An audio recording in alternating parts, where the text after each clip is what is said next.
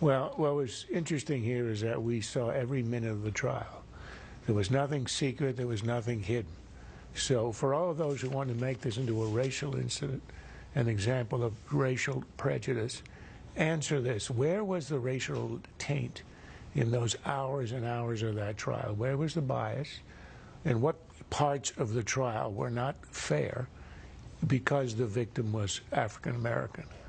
The way that these demagogues are comparing this incident to Emmett Till, who was lynched in the South half a century ago, I think is a travesty.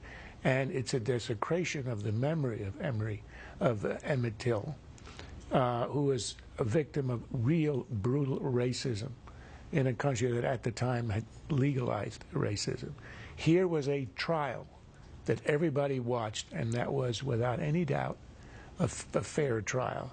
I think the media's attempt to turn this into a racial incident is disgraceful because the paradigm is white on black, except that Zimmerman is Hispanic, so CNN and others had to invent a new category, the white Hispanic. Up until now, we had never heard of that.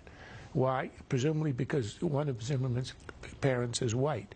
Well, that also applies to the President of the United States, which means, is he a white African-American? This is an absurdity, and it's also a disgrace. I thought the President's statement was exemplary. Yeah, he tried to get in, a promo for gun control, but that's minor offense. I mean, on the major issue of race, I thought he handled it extremely well. It was a tragedy.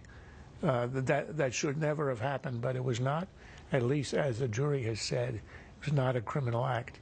And I thought that the President, in saying a jury has spoken, said a lot, and it helped to calm the waters.